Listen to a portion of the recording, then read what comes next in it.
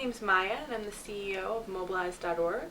We're an all-partisan organization that works with members of the millennial generation to increase our civic engagement and political participation. We were founded 7 years ago on the campus of UC Berkeley around the issue of tuition increases, and we were a group of students that were faced with the reality of increasing tuition and decreasing college affordability, and organized a lobby day in Sacramento where we realized the power of our voice, and that's where Mobilize was founded. Over the past 7 years, we've done a number of campaigns, from Prop 77 in California to voter registration work, and most importantly right now we're working on the Democracy 2.0 campaign. Democracy 2.0 is the process of asking members of the millennial generation what the democracy that they want to inherit looks like. So often we're told that, when we turn 34, we're the leaders of tomorrow, but in fact, really, my generation is the leaders of today. And we're looking forward to building what that looks like. On July 4th, 2007, we launched a national survey that went to every state and campuses and communities across the country, and we asked young people to tell us what their Democracy 2.0 looked like, what was working and what wasn't working in our democracy, what positive and negative characteristics did the millennial generation have, and how did those characteristics uniquely position us to solve the biggest issues facing our society. We got thousands of responses from all over the country, and using the interactive keypad technology of Chris Bowie, we were able to parse and theme the answers to create a document that we called the Democracy 2.0 Declaration. You can check that out at mobilize.org. The Democracy 2.0 Declaration is a powerful piece that speaks to the intentions and dreams of our generation, working towards a government that's transparent and accountable, and a government in which the voice of all citizens is heard and appreciated. Our commitment at Mobilize to this declaration and this group of young people that created it is that we're going to invest the tools, the resources, financial and otherwise, in helping to realize this vision of Democracy 2.0. So what started as a project 18 months ago is now really the theory of change of our organization, and we're excited to be part of the American Citizens Summit and really move forth the vision of Democracy 2.0 beyond the millennial generation and really understand the importance of the intergenerational aspect in actually making this happen. So I am thrilled to be working for this organization. As a 24-year-old CEO, I get to work on behalf of my generation as a member of my generation, and that's really a unique position to be in. And if you're interested in learning more about Mobilize, our website is www.mobilize.org.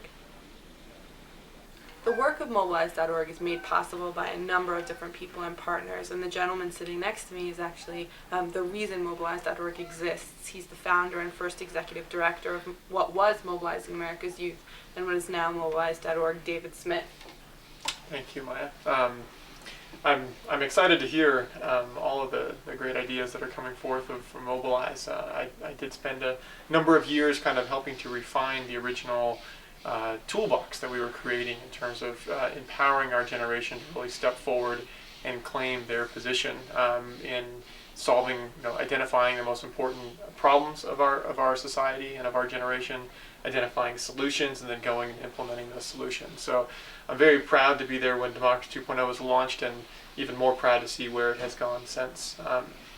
I think that Democracy 2.0 and the Declaration just speaks for itself and being an amazing testimony of what our generation wants to build, building the democracy that we hope to inherit. And I think it's an amazing thing to read. I know you can find that on mobilize.org, but it's also something that you can be a part of, and you can help plan and move forward in the future. There's a survey that talks about what's working and what's not working in our democracy. What are the ways that our generation can step up and use the tools and the traits and the characteristics and the values of our generation to help solve these most pressing problems. And I'm excited to kind of see where that goes in the 2.0 version as this moves forward. Personally, I'm excited also for my new post as the executive director of the National Conference on Citizenship to continue to support this full movement. The National Conference on Citizenship has a very long track record. We go back to founding in 1946 with involvement from both President Eisenhower and Truman, that we're looking at how do we capture the energy of World War II and turn that into civic energy in our communities beyond the beyond the war. And what we ended up seeing is an incredible increase in civic engagement all around the nation. And in 1953 we received our congressional charter, where Congress basically said, we need a nonprofit that focuses on civic engagement and building an active and engaged citizenry. So they established the national conference, or they chartered the National Conference on Citizenship. And over the past 55 years, we've reinvented ourselves and taken on a whole number of different projects, from celebrating our bicentennial with the involvement of a number of different chief justices and justices of our Supreme Court, to publishing our most recent contribution, which is America's Civic Health Index. And this publication is a great way of really measuring the civic outcomes, and really looking at how do we ensure that all of these efforts, from Mobilize.org, Reuniting Americans Citizen Summit, and all the other hundreds of nonprofit organizations out there, how do we ensure that the work that these groups are doing are really moving that civic needle and moving things forward? And so we look at about 40 different indicators, from the traditional volunteer rates, voting rates, contributions to nonprofits, trust in each other, trust in institutions. And over looking at all 40 of these different indicators, we measure an index and actually provide some sort of way to track, are we doing better or worse than we were doing last year? Our economy is one of the things that's measured more than anything else. And we can see on a daily basis, a weekly basis, a minute-by-minute basis, how we're doing within our economy, but we have very few tools to see how we're doing in our civic life. How is our civic fabric actually bettering itself, or potentially slipping away? And what we need to do, what we've been doing with the America Civic Health Index, is being able to measure that so that we can look at it at least on an annual basis. And we publish that, and every year you can find it at ncoc.net, which is our website, and you can see the last 3 years of these reports there. What I think is great about them is that it actually shows we go beyond just measuring how civic health is going, and we actually drill a little deeper into specific areas. And each year we kind of add something to it. So last year we looked at netizens and how the internet is reforming the way that people engage online, offline, how they engage in their communities, how they find out more information about civic issues, how they talk to their friends, how they interact with their friends, and how they volunteer, how they find volunteer opportunities, how they contribute.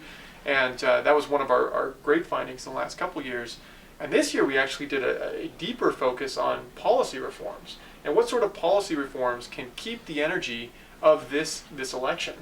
2008 we've seen tremendous rates in terms of people volunteering for campaigns, giving money to campaigns, participating in the primary process. We've seen increases of 200%, 300%, 400% in various primaries. So I look at this somewhat similar to our founding days, which is we had so much civic energy coming off of out of World War II, and the greatest generation came back and really created the groundwork for the civic the civic and community energy that we have now. Is what can we do to maintain that beyond this election, so that on November 4th, when we all show up, and hopefully it'll be a landmark year and we'll see the energy higher than it's ever been in recent history, how do we keep that going? So on November 5th and beyond, people are continue to be involved. They increase their involvement. They increase their engagement. They get other people involved. And I know that that's one thing that Democracy 2.0 is doing with the millennial generation and intergenerationally. And I'm really excited for NCOC to play a role with that. Great.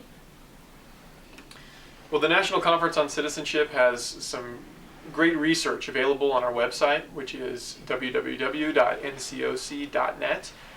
You can go there. You can find out more information about the Civic Health Index, and you can also engage in discussions related to some of these issues. So how is online, we have a great question posed up there, is can Facebook replace face-to-face? How does online relate to offline? Is online engagement enough? Really starting to look at some of these new indicators and looking at a 21st century way of measuring the civic health of our nation. So we invite you to come join us there and to be part of the conversation.